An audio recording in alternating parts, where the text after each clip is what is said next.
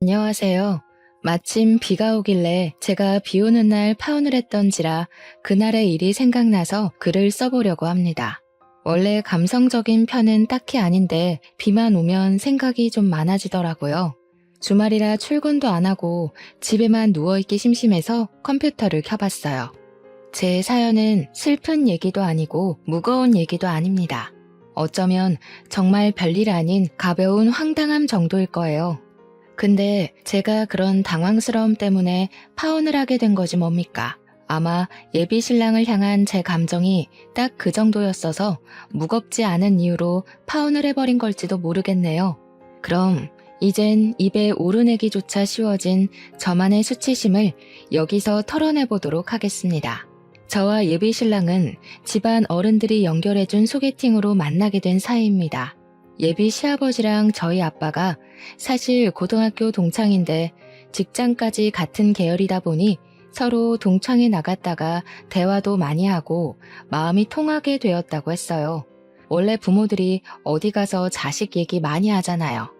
예비 시아버지랑 예비 신랑도 둘이서 자식 자랑을 막 하다가 각자 자기 자식들이 결혼 정년기인 걸 알게 되어 자리를 만들었다고 했어요. 저는 원래 소개팅 같은 거 부담스럽고 싫어해서 아빠 제안에 단번에 거절했거든요.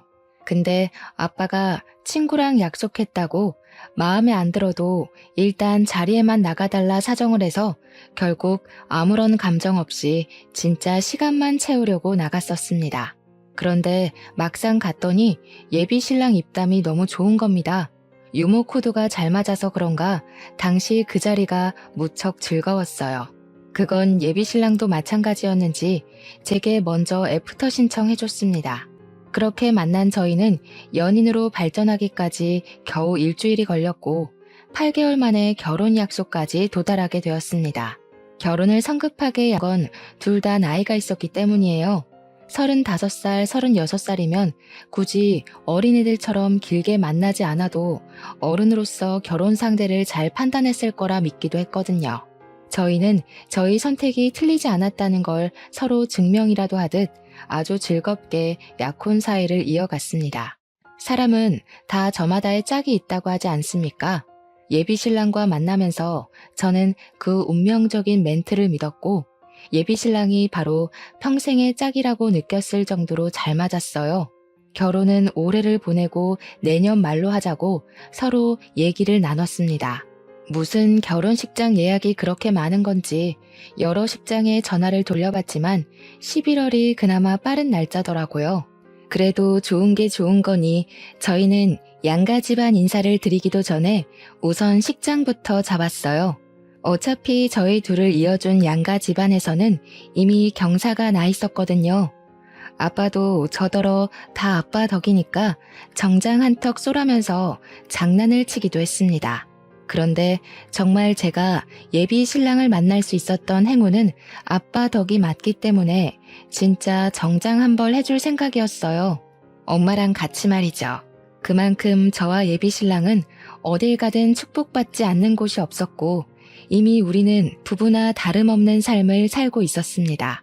그렇다 보니 서로에 대해 모르는 것도 점점 사라졌고 만나기 전에는 어떻게 지내왔는지 그 과거까지 깊게 아는 사이가 되었는데요.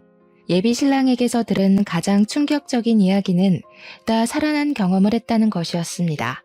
살면서 죽다 살아나는 경험이 결코 흔한 일은 아니잖아요. 그래서 처음 예비 신랑한테 그 얘기를 들었을 때 상당히 놀랐어요. 제가 좋아하는 사람이 어쩌다가 그런 일이 있었는지 그만큼 힘든 과거가 숨겨져 있었던 건지 물어보고 싶은 얘기가 많았을 정도로 생소한 사연이었습니다. 예비 신랑은 흔쾌히 제 물음에 전부 답을 해줬어요. 예비 신랑이 저를 만날 때는 과거의 성격을 탈피했기 때문에 입담도 좋아졌고 사회성도 길러진 거라고 했는데요. 원래는 사회 초년생일 때 첫 직장에서 왕따를 당했다고 했습니다. 그만큼 소심한 성격이어서 사람한테 말을 거는 것조차 잘 못했다고 하더라고요. 심지어 선배 직원들의 괴롭힘이 심했던 회사였어서 일을 다니는 것이 마치 지옥을 걸어가는 것과 같았다네요. 얼마나 힘들었으면 당시에 극단적인 생각까지 했을까요? 사람들은 누구나 괴로운 삶이 반복되고 차라리 죽는 게 낫겠다라는 생각을 하면 결국 우울증이 오지 않습니까? 역시나 예비 신랑이 그때 그랬던 것 같다고 했어요. 진짜 울화에 못 이겨 일하다가 점심시간에 회사 옥상을 올라갔었대요. 그땐 정말 내일이 오는 게 두려워서 얼마든지 뛰어내릴 용기가 가득했다고 했습니다. 난간까지 가서 아래를 내려다봐도 무섭다는 감흥이 없었다네요. 그날 울면서 난간으로 다리를 올렸다는데 예비 신랑 말로는 과거의 자신은 그날로 죽은 거나 마찬가지였다고 했어요. 죽을 각오로 뛰어들려 했는데 지금까지 살아있는 건 웬 여자 동료가 예비 신랑을 확 끌어당겨서 구해준 덕분이라고 하더라고요. 그 뒤로 예비 신랑에게 첫 동료가 생겼다고 했습니다. 그 여자는 은인이자 유일한 사내 친구였다고 해요. 그렇게 예비 신랑은 그 은인에게 울면서 힘들었던 고민을 다 털어놓았고 놀랍게도 우울증을 극복해 나갔다고 합니다. 예비 신랑은 그날 자신이 인생을 쉽게 저버리려고 했던 걸 뒤늦게나마 바보 같은 짓이었다고 후회를 했어요.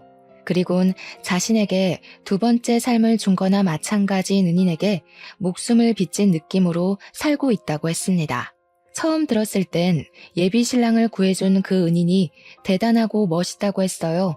물론 저라도 누군가가 극단적인 선택을 하려고 한다면 말렸겠죠. 누가 했든 사람 목숨을 구한 건 일단 멋진 일이라고 생각했습니다. 그리고 두 번째 들었을 땐 아무리 들어도 그 여자 참 존경스럽다 생각했어요. 이후 세 번째 들었을 땐 각박한 세상에 그런 귀한 사람은 어떻게 만날 수 있나, 그런 은인을 만나는 것도 참 행운이다 라고 생각하며 예비 신랑을 부러워했죠. 그런데요, 이미 수십 번 들어서 알고 있는 얘기 계속 들으면 솔직히 점점 무감해지지 않나요?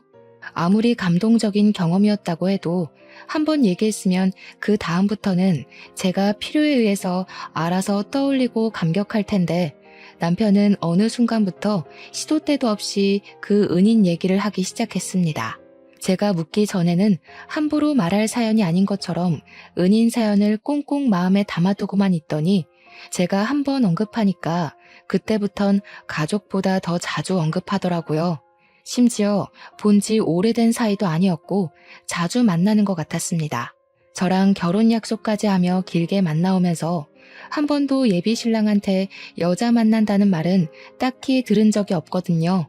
솔직히 내 신랑 될 사람이 자꾸 딴 여자 얘기하면서 칭찬하고 자랑하는데 어느 예비 신부가 기분이 좋겠습니까? 한두 번도 아니니 말이죠. 근데 이런 질투는 하는 게 아니라고 생각을 해서 참았어요. 그 여자가 예비 신랑 생명을 구해준 은인이라잖아요. 사적인 감정이 있다는 것도 아니고 그저 은인이라서 친구처럼 소중하다는 건데 이걸 이해 못 해주면 제가 째째한 사람이 되는 것 같아서 차마 기색을 못 드러냈어요. 예비 신랑이랑 저는 정말 찰떡궁합 관계인데 알지도 못하는 여자 때문에 그 사이를 망치고 싶지 않았거든요. 그래서 내버려뒀더니 예비 신랑은 점점 제가 편한가 봐요. 저랑 있다가도 그 은인 전화가 오면 바로 자리를 떠서는 그 여자와 하하호호 큰 소리로 통화를 하고 돌아오더라고요. 제 말까지 끊고 간다니까요. 도통 이해해 주려고 해도 질투를 넘어 서운하기까지 하는데 이걸 이렇게 참는 게 맞을까? 그때부터 남모를 고민을 무척 했어요. 예비 신랑한테 적당히 하라고 눈치도 준 적 있었습니다. 은인인 건 알겠는데 뭐 그런 사소한 얘기까지 나눌 정도로 친해? 자기 통 그 사람이랑만 전화하는 것 같다? 그렇게 자주 만나면 없던 마음도 생기겠어. 그래 보여? 우리가 좀 친하긴 해. 나는 무슨 고민 생길 때마다 수영이 찾잖아. 수영이가 고민 상담을 진짜 잘해주거든. 내가 무슨 복이 있어서 이런 친구가 다 생겼나 몰라? 다른 친구는 다 잃어도 수영이랑은 평생 인연 이어갈 거야. 저렇게 좋은 친구라고 떵떵거리는데 제게 아무리 눈치를 줘봤자 자랑만 더하지 저만 피마르는 기분이라 그마저도 그만뒀습니다. 그렇게 저 혼자 관계를 망치지 않으려고 신경을 많이 쓰며 시간을 보냈어요. 근데 있잖아요. 그래도 우리 1주년을 잊어버리는 건 좀 아니지 않나요? 물론 기념일을 안 챙기는 사람들 있지 않냐고 할 수도 있겠죠. 하지만 발렌타인데이, 화이트데이, 100일 기념에 우리 부모님 생신까지 다 기록해서 챙기는 양반이 1주년을 모른다는 게 이해 가시나요? 기념일을 잊어버릴 사람이 아닌 걸 알기 때문에 변한 것 같은 예비 신랑한테 서운함을 느낀 거예요.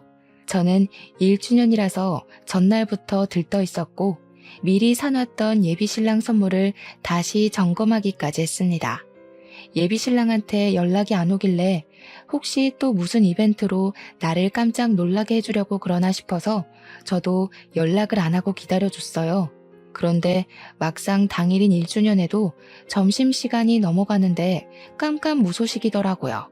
진이 빠진 제가 결국 먼저 예비 신랑한테 전화를 했더니 아주 기막힌 사실을 알았지 뭡니까. 아, 오빠 여자친구분이시구나. 오빠 저랑 점심 먹고 있어요. 방금 화장실 갔는데 나오면 전화하라고 할게요.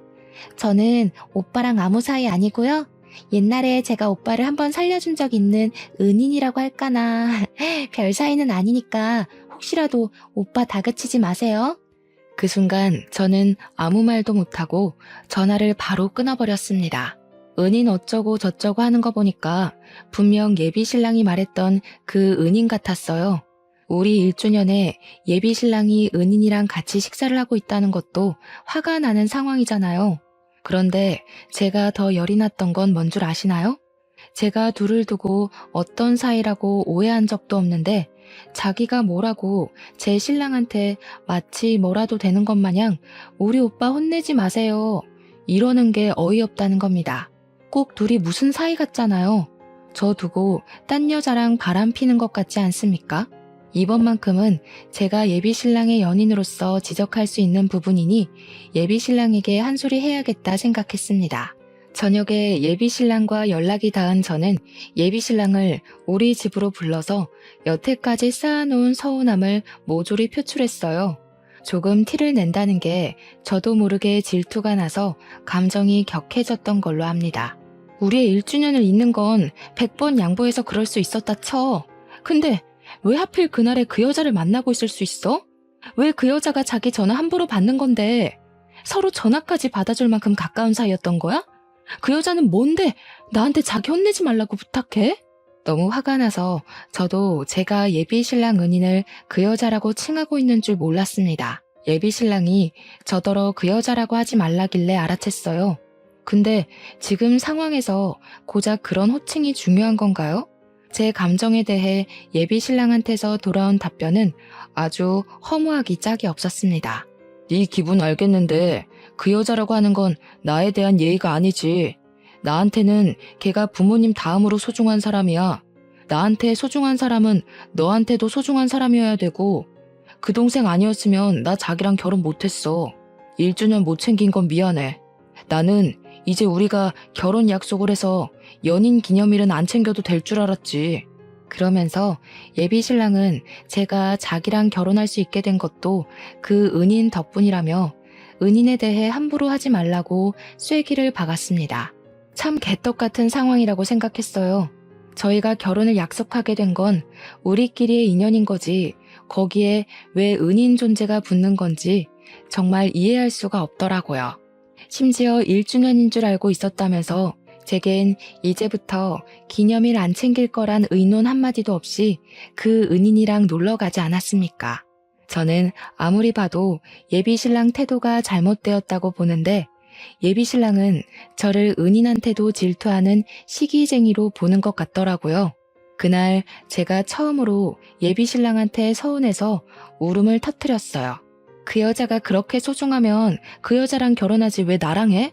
모르는 사람들이 보면 자기랑 그 여자가 예비 부부인 줄 알겠다. 그렇게 그 여자가 좋으면 가. 나 이 결혼 안 해. 그래도 예비 신랑이 저를 많이 좋아하긴 했던 것 같습니다. 제가 결혼 무르겠다고 하니까 냅다 잘못했다고 빌더라고요. 저한테 알았다고 앞으로는 기념일엔 저만 만나주겠다고 달래는 거 아니겠어요? 이마저도 예비 신랑이 근본적인 원인은 전혀 모르고 있는 것 같아서 한숨이 나왔습니다. 본 적은 없지만 그래도 한때 잠깐 그 은인을 존경했었습니다. 그런데 1주년 이후로 완전 싫어졌어요. 예비 신랑이 너무 은인을 신뢰하는 것도 마음에 안 들었고 그 은인도 예비 신랑을 특별하게 생각하고 있는 것 같아서 어딘가 모르게 찜찜했죠.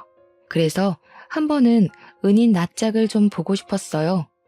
혹시나 예비 신랑이 은인이란 걸 핑계로 엄청 예쁜 여자랑 눈이 맞아서 바람 피는 건 아닌가 그렇게까지 의심이 뻗더라고요. 아마 제 상황이었다면 어느 예비 신부나 그런 의심을 했을 거라 생각합니다. 그래서 저는 예비 신랑한테 은근슬쩍 그 은인을 보고 싶다고 찔러봤어요. 그 동생 만날 때 나도 데려가줘. 명백히 내 사람 살려준 셈인데 나도 고맙다는 인사는 하고 싶어서 밥이라도 사주게. 정말? 역시 자기는 마음이 넓어. 그렇게 생각해줘서 너무 고마워. 내 동생도 좋아하겠다. 진작에 이렇게 나왔으면 벌써 만나서 친해졌지. 난 또 자기가 속 좁게 이런 사이도 이해 못해주는 사람인 줄 알고 고민 많이 했잖아. 예비 신랑은 진짜 은인 때문에 자기 나름대로 저와의 결혼을 아주 살짝 고민하긴 했던 것 같습니다. 그 말이 또 서운했지만 의외로 은인 같이 보자는 제 말에 예비 신랑이 너무 좋아해 주길래 바람을 피는 건 아닌 것 같아서 좀 어리둥절했어요. 그럼 진짜 은인이라는 이유만으로 그렇게 가까이 지냈던 걸까요? 예비 신랑 반응이 너무 순수해서 갑자기 제가 정말 의부증이라도 온 여자처럼 오버했다고 느껴진 거 있죠. 어쨌든 이왕 이렇게 돼버린 거 은인에 대한 궁금증은 여전히 풀리지 않아서 결국 은인과 날짜를 잡게 되었고 저는 예비 신랑이 그렇게 자랑하던 은인을 처음 대면하게 되었습니다. 제가 상상했던 예쁘장한 미모의 여성일 거란 예측과 달리 은희는 대학 시절 씨름을 했을 정도로 체격이 좋은 듬직한 여자였어요. 목소리는 천상 여자인데 키가 175cm 정도 되어 보였고 보디빌딩 준비하냐고 물어볼 뻔했을 만큼 몸은 우락부락했습니다. 제 예비 신랑도 한 체격 하는데 그런 예비 신랑이랑 체격이 전혀 차이가 안 날 정도로 남자 같은 몸을 가지고 있는 여자였어요. 그래서 첫인상만 보고 속으로 100만 번 안심했습니다.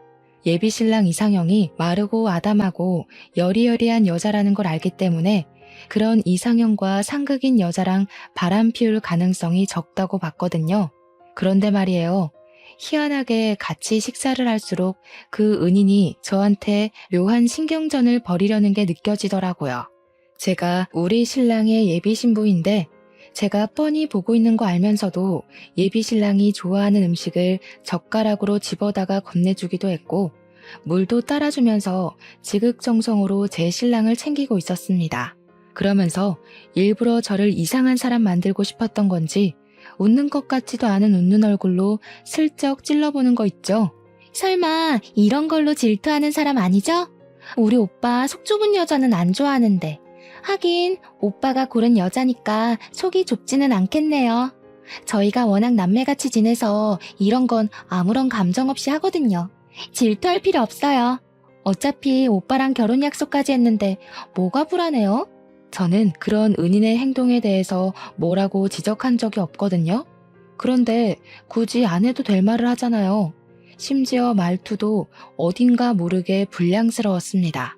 일부러 예비 신랑 귀에 제가 예민한 사람으로 찍히길 주문하는 것 같은 느낌이랄까. 여기서 제가 아무 말도 안 하고 웃으며 장단 맞춰주면 왠지 훗날에 아주 후회가 될 것 같더라고요. 또 저 은인이 저를 만만하게 볼 것 같기도 했고요. 그래서 저도 안 참고 한마디 덧붙여 말했습니다. 그럴 리가요. 딱 보니까 남매 사이 같은데요. 또 다르게 보면 형제 사이 같기도 하고요. 장난. 제 신랑이 눈이 높아서 웬만한 여자는 여자로 안 보거든요. 제 신랑 취향은 제가 제일 잘 알아서 라이벌로 보고 안 보고는 이미 첫인상에 결정나요. 그래서 제가 신랑 믿고 결혼하는 거잖아요. 그 말씀은 약간 실례 같은데요. 지금 제 인상이 별로라고 돌려가시는 건가요? 아무리 그래도 초면의 얼굴 지적은 좀 선 넘은 거 아닌가요? 그렇게 들렸나요? 그런 의도는 아니었는데 제가 상대방이 저한테 선 넘은 것 같다고 느끼면 저도 조금 과감해지는 스타일이라서요. 제가 좀 다혈질이에요. 이해해주세요. 제 발언권 이후로 식탁에서 대화를 주도하는 사람은 예비신랑 뿐이었습니다. 예비신랑은 우리들의 기싸움을 못 느낀 듯 혼자 신이 나서 이것저것 얘기를 많이 했어요. 그래도 제가 그 자리가 별로 기분 안 상할 수 있었던 이유는 은인 외모를 떠나서 예비신랑 태도 덕분이었습니다. 그래도 제가 지 와이프라고 저만 챙겨주더라고요. 그게 뭐라고 서운했던 게 다 풀리던지 그날 이후로 저는 예비신랑이 은인이랑 통화를 하든 말든 만나든 말든 안심을 했습니다. 신경 쓰이던 걸 해결하고 나니까 왜 진작에 은인 얼굴 한번 보자고 안 했을까? 지난날에 제가 바보 같기만 하더라고요. 그렇게 저는 결혼식까지 기분이 깃털 같기만 했습니다. 하지만 이건 그저 태풍의 눈과 같은 순간이었던 거예요. 문제의 근원은 예비 신랑에게서 발생이 되었습니다. 저희가 결혼을 한 달 남겼을 때 예비 신랑이랑 같이 평소처럼 예비 신랑 집에서 저녁을 먹었는데요. 그때 예비 신랑이 진짜 세상에서 가장 황당한 부탁을 하더군요. 자기야, 혹시 크게 별일 없으면 우리 결혼식 좀 미룰까?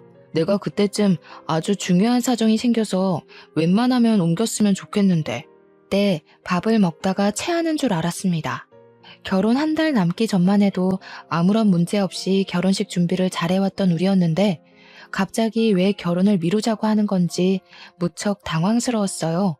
내 은인 동생 알지? 걔가 우리 결혼하는 전주에 결혼을 하게 됐다네. 우리 결혼하는 날에는 신혼여행을 가 있어서 참석이 어려울 것 같아서 괜찮을까? 괜찮겠어요? 예비신랑은 지금 이걸 이유라고 떠벌리는 걸까요? 이미 청첩장까지 다 뿌려진 마당이었고 상견례도 마친 상태였습니다. 결혼식이 어디 장난입니까? 미루는 이유가 가족상도 아니고 가족 병환도 아니고 단지 그 은인이 불참이라서 미루자니요. 무슨 뚱딴지 같은 소리야. 우리 그 식장도 어렵게 잡았어. 이미 계약금이랑 전체 비용 다 지불했는데 뭘 미뤄? 못 오면 그냥 오지 말라고 해. 아니면 자기가 객검한 축의금을 받지 말던가. 나한테 얼마나 중요한 애인지 알잖아. 나랑 수영이 관계 이해해주는 거 아니었어? 내가 오죽했으면 너한테 이런 부탁을 하겠냐. 나도 어렵게 잡은 식장 예약 파기 안 하고 싶지. 근데 우리가 식 하나 못 올린다고 부부가 아니야? 요즘은 혼인신고 먼저 하고 나중에 여유 있으면 식 올리는 커플들도 있더라. 자기가 좀 이해해주라. 나한테 중요한 동생이잖아. 나는 안 중요한 사람이야? 신부 사정은 안중에도 없고 생판 남인 사람 사정에 우리 결혼식을 맞추는 게 말이 된다고 생각해? 왜 그 여자 하나 때문에 우리 식구들이랑 자기 집안 식구들까지 다 기다려야 돼? 난 도무지 이해가 안 돼. 날짜 바꾸면 나 결혼 안 해. 야, 너만 이해해주면 어른들은 내가 잘 설명할 수 있어. 아무리 그래도 식장에 신부 없는 게 말이 되냐? 그 여자 못 온다고 예식 날짜 바꾸는 건 말이 되고 잘 나가다가 갑자기 왜 말도 안 되는 고집을 부려? 식장은 뭐라고 취소할 건데 그 여자 불참이라서 미루게 됐다고 할 거야? 이 와중에 예비 신랑은 또 자기 은인한테 그 여자라 얘기하지 말라는 소리를 했습니다. 그러면서 자기한테 나도 물론 중요하긴 한데 은인의 존재는 좀 다른 개념으로 소중하다고 하더라고요. 저랑 은인이랑 근본이 다르기에 소중한 가치를 서로 비교할 수 없다면서 말도 안 되는 소리를 짓거렸어요. 그날 저는 식사 자리 내내 식장 미루자고 저를 설득하는 예비신랑과 아주 크게 싸웠습니다. 물론 일방적으로 저만 큰 소리를 내긴 했어요. 예비신랑이 고집하는 이유가 너무 화가 나잖아요. 그래서 저는 식장 날 바꾸는 순간 파혼이라고 얘기를 하고서 저녁도 다 못 먹고 나와버렸습니다. 그렇게 예비신랑이 고집을 굽힐 때까지 연락을 안 할 생각이었어요. 그렇게 한동안 예비신랑을 찾지도 않았는데 더 당황했던 건 뭔 줄 아십니까?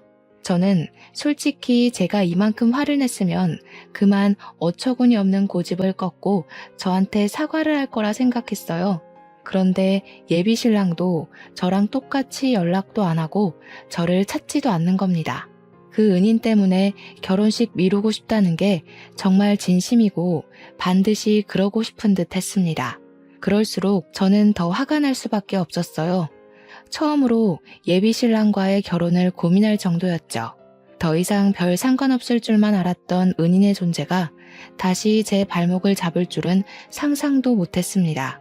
이미 인상도 어떤지 다 본마당에 예비 신랑 타입이 아니라서 질투가 전혀 안 났는데 예비 신랑이 상상 외로 그 은인을 생각해주는 것 같아서 또다시 질투가 나는 거 있죠.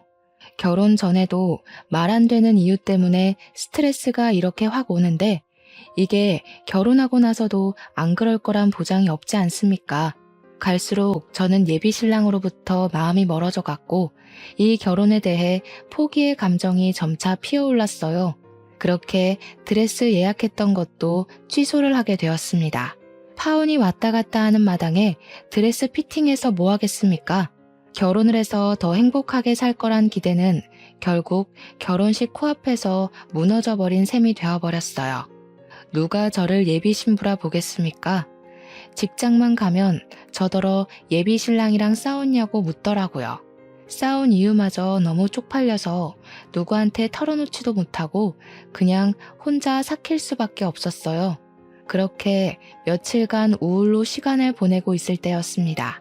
제 번호를 어떻게 알았는지 그 은인한테 전화가 온 거 아니겠습니까? 예비 신랑에 대해 얘기할 게 있다면서 만나자는 연락이었어요. 제가 왜 예비 신랑 은인이랑 단둘이 만나야 하는지 이해 안 되었어요. 이 상황에서는 굳이 더 불필요하지 않나 생각이 들었죠. 하지만 그땐 그냥 한 번 더 만나보고 싶었습니다. 제가 못 봤던 예비 신랑과 그 여자의 내막을 더 파악할 수 있을까 싶기도 했고 둘만 있을 땐 그 여자가 어떤 태도로 나올지도 궁금했거든요. 그래서 만나러 갔더니 예비 신랑뿐만이 아니라 인연까지 쌍으로 엿먹일 작정인가 보더라고요. 그쪽이랑 오빠랑 한동안 안 만났다는 거 알아요. 그동안 제가 오빠 옆에 있으면서 매일 위로해줬거든요. 오빠가 참 좋은 사람인데 많이 울었어요. 그쪽이 혼자서 마음 편하게 쉬는 동안 오빠가 얼마나 힘들어했는지 알아요? 그래서요? 그쪽도 곧 결혼한다면서 남의 신랑이랑 매일 같이 있었던 게 뭐 자랑이라고 사람까지 불러서 얘기를 해요. 저한테 뭐라도 자랑하려고 나온 거면 그 뒤로 제가 어떻게 나올지도 감당하셔야 될 거예요. 은희는 제 말에 전혀 타격을 입지 않은 얼굴이었습니다. 그저 비장하게 제 앞으로 초음파 사진 하나를 건넸어요. 저는 그걸 손대지 않고 눈으로만 보면서 머릿속으로 이미 상황 파악을 끝내버렸죠. 이 여자가 저한테 자기랑 결혼할 배우자랑 만든 아이라고 그 임신을 자랑하려고 부른 건 아닐 거잖아요. 딱 보니까 이 여자가 저를 부른 이유가 뭔지 여자 말을 듣기도 전에 이미 알겠더군요. 오빠 아이예요. 두 분 파혼해주세요. 오빠가 결혼식 날짜 미루자고 했죠? 그건 이거랑 관련 없어요. 오빠한테 알리기 전에 그쪽 먼저 보자고 한 거거든요. 그쪽이 먼저 오빠한테 파혼 통보해주면 좋겠어서 보자고 했어요. 오빠는 마음이 약해서 이별 고할 용기가 없는 사람이라서요. 잠깐이나마 저는 할 말을 잃고 그 여자를 가만히 쳐다보기만 했습니다. 역시나 여자의 직감은 무시하면 안 되는 게 분명한가 봐요. 저는 여태 설마 예비 신랑이 저런 여자랑 바람을 피겠어? 라고 생각했습니다. 예비 신랑은 항상 그 여자를 딱 은인으로만 대했고 저를 그 여자 앞에서 자랑까지 했었거든요. 자기 신부 예쁘지 않냐고 말이죠. 제 눈으로 분명히 저 여자 상판떼기를 직접 받고 같이 시간을 보내면서 의심이란 의심은 다 풀렸었습니다. 근데 이게 뭔 개같은 상황이랍니까? 제 예비 신랑이라고요? 서로 결혼도 하기 전에 각자의 배우자 몰래 잠을 잤다는 거잖아요, 지금. 이건 엄연히 바람이고 약혼관계에 바람을 피면 그것도 소송 처리가 되는 법안입니다. 이 두 범법자들이 지금 뻔뻔하게 바람펴서 애가진 게 뭐 자랑이라고 비련의 주인공들인 척 하는지 모르겠네요. 마치 둘이 너무 사랑하니까 저더러 그만 물러나주라고 고개 숙이는 것 같았어요. 그렇잖아도 제가 속에 스트레스가 쌓일 대로 쌓인 상태라 분풀이 대상이 필요했거든요. 이 여자가 제 발로 제 앞에 찾아와 준 건 좀 고맙더라고요. 저는 대답 없이 그대로 자리에서 일어나서 이 여자가 미리 사놓은 아이스 아메리카노를 여자 머리 위에 부어버렸습니다. 그리고 플라스틱 컵을 여자 얼굴에 턱 하고 던져줬어요. 내가 어떻게 나오든 감당하라고 했죠? 맞을 거 알고 나 부른 것 같은데 안 맞고 그냥 갔으면 얼마나 아쉬웠겠어? 지금 둘이서 불쌍한 주인공 놀이 해야 되는데, 그쵸? 처음부터 이런 사이라고 말해줬으면 내가 시간 낭비 안 했을 거 아니에요. 아니다. 결혼 전에 니들 쓰레기라고 공표해줘서 고맙다고 해야 되나? 저는 아무 말도 안 하고 고개만 숙이고 있는 그 여자에게 마지막으로 제가 손 닦은 휴지까지 던져주었습니다. 그 새끼한테는 그냥 잠수 파혼이라고 하세요. 겨우 그 정도밖에 안 되는 놈한테 굳이 입 아프게 이별 예의까지 차리고 싶진 않네요. 그리고 그쪽도 남의 남자 뺏고 잘 살 생각은 하지 마요. 제발 뱃속의 애기도 엄마 아빠가 불륜으로 만난 사이라는 걸 알길 바랄게요. 그렇게 카페를 나온 뒤 저는 바로 다음날 예비 신랑과 상의 없이 결혼식장과 청첩장 보냈던 하객들에게 결혼 취소를 알렸어요. 예식장은 어차피 남편 신혼으로 예약이 된 거니까 온전히 남편이 위약금 물게 놔두면 될 일이었습니다. 듣자 하니 예식장도 한 달 전에 취소를 하면 위약금을 100% 물어줘야 된다는데 제가 식장 취소한다고 연락한 날이 불과 결혼식을 2주 남긴 시점이었거든요. 남편은 위약금의 100%인 1,200만 원을 업체에 지불해야 되는 처지가 되었어요. 그러든가 말든가 저는 자취집도 정리를 하고 직장도 퇴사한 뒤 친정으로 잠적을 했습니다. 아니나 다를까 며칠 뒤에 한참 낮잠을 자다 일어났는데 식장 업체에서 연락을 받은 건지 예비 신랑한테 문자 잔뜩 와 있더라고요. 더도 말고 덜도 말고 말하기 귀찮아서 저는 간결하게 파혼하자라고만 문자를 보냈는데요. 연달아 오는 답장 내용은 저를 좀 당황하게 만들었습니다. 예비 신랑이 그 여자한테 사기를 당했다고 하더라고요.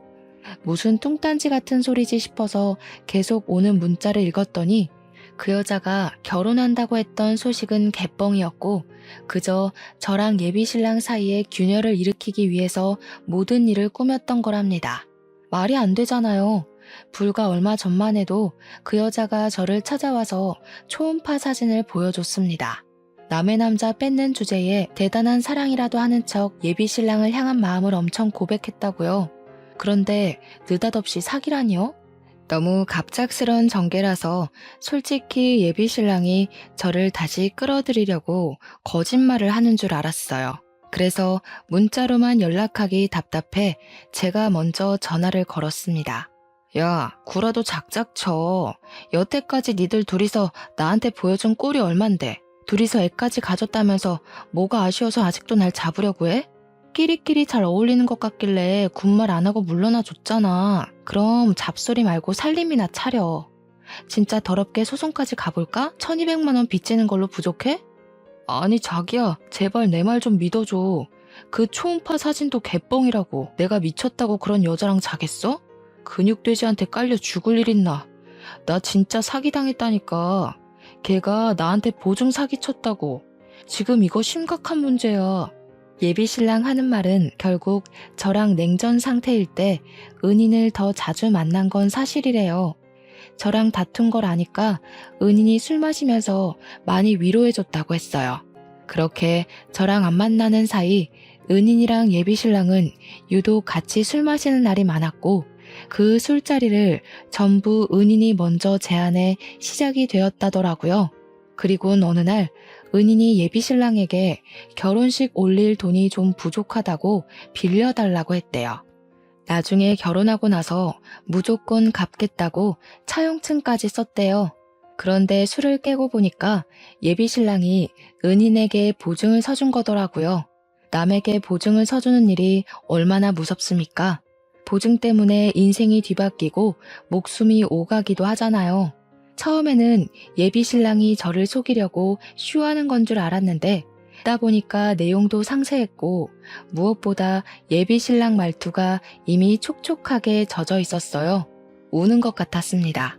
예비신랑이 술 깨고 다음날 모든 사실을 알고서 은인에게 연락을 급히 넣었지만 은인은 이미 잠적을 해버렸고 온데간데 찾을 수 없게 사라져버린 상황이라고 했습니다. 그래서 예비신랑 집에 갑작스럽게 압류 딱지까지 붙게 되었다고 하더군요. 근데 그 와중에 제가 멋대로 예식장까지 취소를 해버렸잖아요. 업체에서 위약금 청구 연락까지 오는 중이라는데 예비신랑이 하루아침에 돈에 쫓기는 실정이 되어버렸더라고요. 저한테 욕을 하다가도 제발 살려달라고 사정을 하는 예비신랑 처지는 솔직히 좀 안타깝기는 했습니다. 그러게 제가 작작 만나라고 할 때 그 여자한테서 거리를 뒀으면 이럴 일은 없었을 거 아닙니까? 근데 말이에요. 예비신랑 문자를 보는데 문득 그런 생각이 들더라고요. 그 여자는 왜 저한테 초음파 사진까지 보여주면서 거짓말을 했을까요? 왜 그렇게까지 정성 들여서 예비신랑이랑 저를 갈라놓았을까요? 그 여자가 예비신랑이 개인적으로 탐나서 나한테서 뺏기 위해 거짓말을 한 거라면 제가 없는 틈을 타 예비신랑 곁을 차지했어야 하는 거잖아요. 그런데 오히려 예비신랑에게 보증 사기를 치고 도망을 쳤다? 그렇다는 말은 예비신랑에게 원래부터 사기를 치려고 벼르고 있었단 말이 되는 거 아닌가요? 분명 예비신랑 말로는 둘이 몇 년이나 같이 친분을 유지해온 사이라 했고 가족 다음으로 서로 소중하게 생각하는 관계라고 했습니다. 그런데 지금 벌어진 상황으로 봐선 둘의 관계가 전혀 소중해 보이지 않았어요. 일단 예비신랑 징징거림이 듣기 싫어서 인사말도 없이 전화를 끊어버린 저는 그날 이후로 은인의 숨겨진 의도만 한참 생각을 했습니다. 제 상식으론 아무리 계산을 해도 은인 행동이 이해되지 않았거든요. 너무 궁금했던 저는 결국 은인에게 연락을 해보기로 했죠.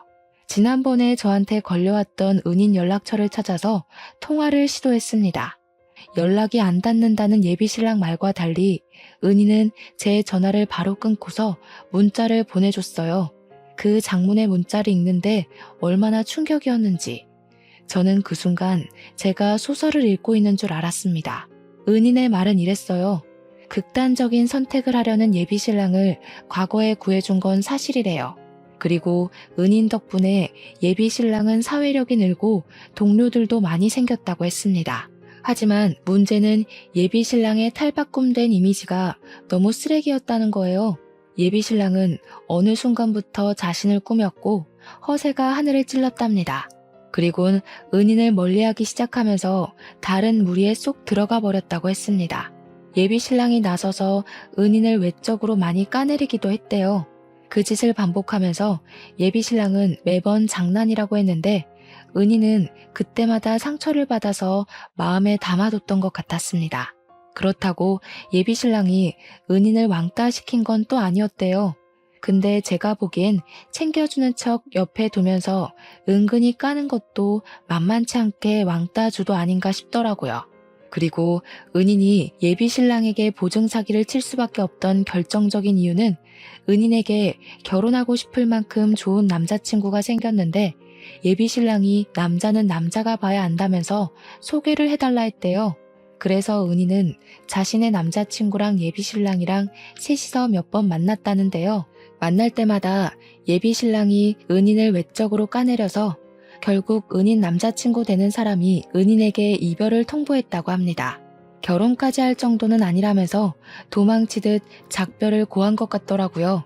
그래놓고 예비신랑이 은인한테 위로한다고 했던 말이 언젠가는 그렇게 네 외모 때문에 떠날 놈이었다. 그게 다였다고 했습니다. 그래서 그동안 쌓인 불만까지 결국 폭발하고 만 은희는 마음에 복수심을 키웠고 예비신랑이 결혼할 여자를 데리고 나타날 때까지 예비신랑과 둘도 없는 절친이 되려고 노력했답니다. 예비신랑 비위 맞추느라 너무 힘들었다고도 적혀 있더라고요. 그렇게 예비신랑이 자기를 굉장히 신뢰할 만큼 만든 뒤 꼭 밑바닥을 치게 할 거라고 장기 계획을 세워온 거라 했어요. 그러면서 문자 마지막 줄에 은인이 저한테 사과 멘트를 남겼었습니다. 제 앞길까지 망치고 싶진 않았는데 자기 개인적인 복수 때문에 기대했을 결혼을 방해해서 미안하다고 말이죠. 저는 오히려 제가 은인에게 사과를 해야 된다고 생각했습니다. 은인 덕분에 제 예비 신랑이 개쓰레기란 걸 알았고 또 제가 은인의 사정을 몰라서 은인에게 막대했던 게 미안하더라고요. 심지어 예비 신랑한테 이미 외적으로 많이 상처받았던 은인에게 저 또한 예비 신랑과 마찬가지로 첫 만남에서 은인의 외모를 돌려서 공격했잖아요. 미치게 후회가 되었고 제 자신이 너무 속 좁았다는 걸 알아서 창피했습니다.